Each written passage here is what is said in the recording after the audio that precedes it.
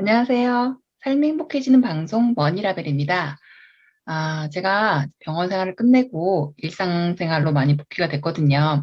그래서 1월 달에 되게 공모주가 많았어요. 많았기도 했지만 1월 달에 가장 큰 이슈는 공모주의 청약 방법이 바뀌었다는 거예요.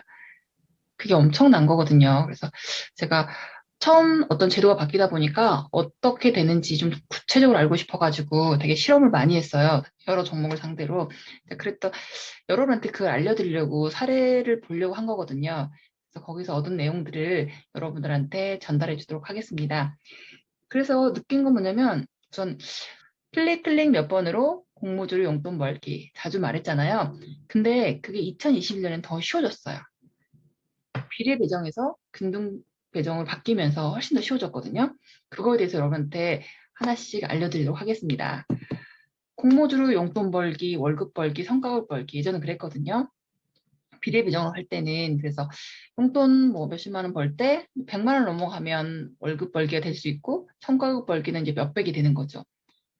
근데 안타깝게도 비례 배정이 이제 균등 분배로 바뀌면서는 과연 성과급 벌기가 나올지 월급 벌기가 나올지는 조금 미지수긴 한데 큰돈 벌기는 조금 확률이 더 낮아졌지만 많은 사람이 누릴 수 있게 된 거예요. 이 공모주 용돈 벌기가. 그리고 제가 그 작년에는 하나 더 추가했죠. 용돈 벌기, 월급 벌기, 성과급 벌기, 커피값 벌기. 왜냐면 작년부터는 막 그 증권사별로 우대 고객 조건이 너무 다르다 보니까 주 증권사가 아니거나 그다음에 이제 우대 뭐 일반도 안 되고 거의 온라인 청약 그 기준을 적용받으면 되게 정말 조금밖에 청약을 못 하거든요. 뭐 2,000주, 3,000주 할 수 있는데 경쟁률이 엄청 세버리면 뭐 2주, 3주 받게 돼요. 이제 그렇게 되면 거의 몇만 원 벌게 돼서 커피값 벌기가 되는 거죠. 이제 그런 식으로 했었는데 올해는 여튼 그 배정 방식이 바뀌면서 이게 엄청 판도가 많이 바뀔 것 같아요. 1월 달에 있었던 종목들인데요. 이것보다 더 많이 있었어요. 많이 있었는데 제가 뭐 가진 증권사 계좌가 없거나 하면 이제 그런 종목들은 패스하다 보니까 중점적으로 했던 종목들이 이런 종목들이고요. 앞에 것과 뒤에 거 구분이 돼요. 어떻게 구분이 되냐면 앞에 거는 비례 배정 방식, 예전 방식으로 한 거예요. 그러니까 많이 청약할수록 유리한 거죠. 많이 청약할수록 많이 받을 수 있는 그런 방식이었고요. 밑에 빨간색으로 되어 있는 거는 비례하고 균등하고 섞어서 해요. 비례하고 균등 섞어서. 비례 균등 섞는 새로운 방법은 뭐냐면요. 그 개인한테 배당된 주수를 절반은 균등 분배를 하고 나머지 절반에서 비례 배정 예전과 같은 방식으로 하겠다는 거죠. 그래서 이렇게 이런 방법을 적용했을 때 더 많은 사람한테 기회를 주고자 한 건데 이렇게 됐을 때 어떤 변화가 생기는지 아마 종목별로 한번 보시게요. 종목별로 보면 여러분이 좀 더 감을 잡을 수 있을 거예요.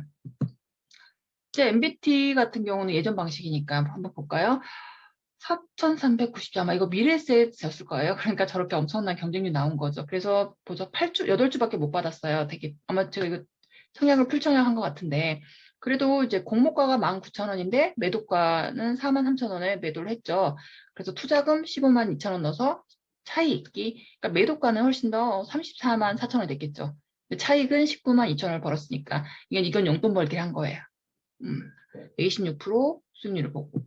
선진 뷰티 사이언스 같은 경우도 이건 아마 제 주 증권사가 아니었을 거예요.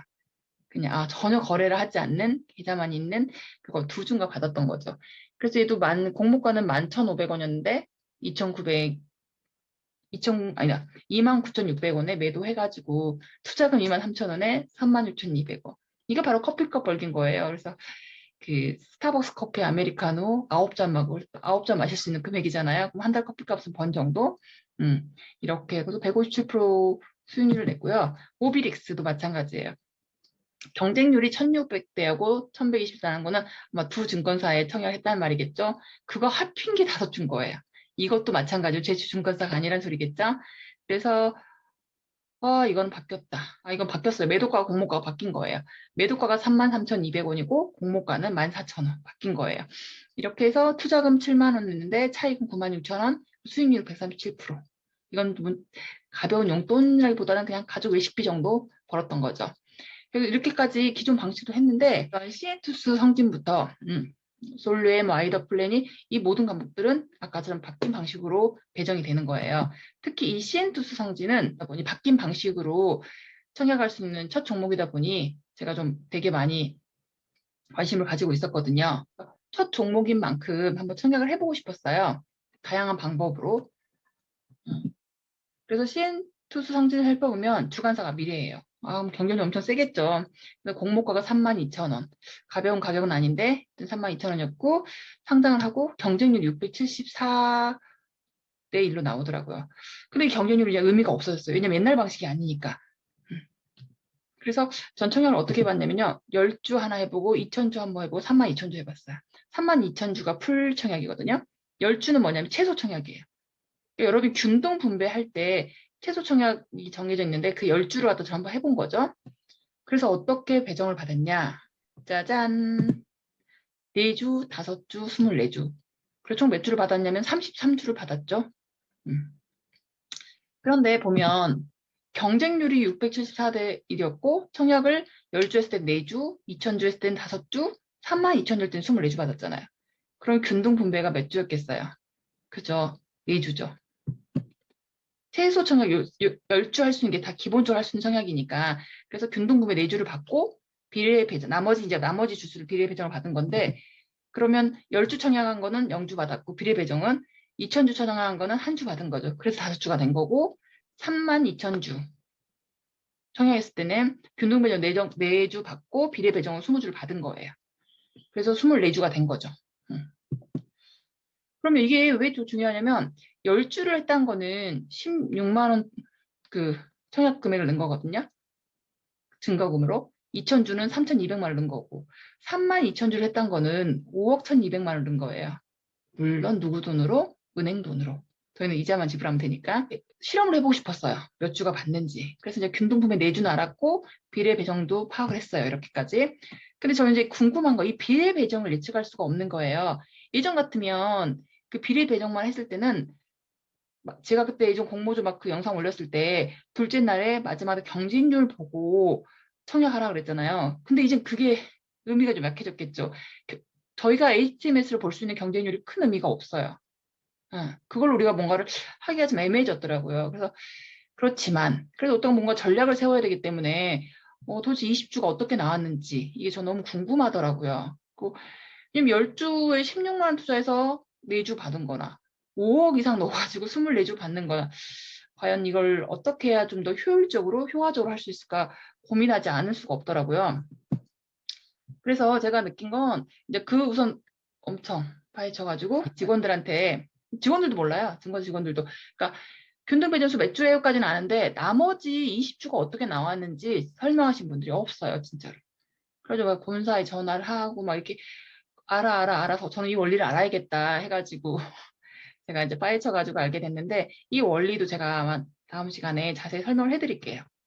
그래서 CN2수 성진이랑 솔루에 막 각각 할 때마다 제가 포지션을 다르게 했거든요. 다르게 해보면서 나름 유추해보려고. 그리고 이제 어떻게 청약하는 게 가장 효율적인 거지. 투자 대비 효율성을 높일 수 있는 건지를 찾기 위해서 좀 많이 해봤거든요. 그래서 제가 다음 시간에는 이 CS 성진 그 배정 결과 내역이라 어떻게 그렇게 됐는지, 그 다음에 이런 나머지 종목들 청약했던 방법들, 그 다음에 제가 엑셀에다가 옛날 같은 공모주 결과만 썼거든요.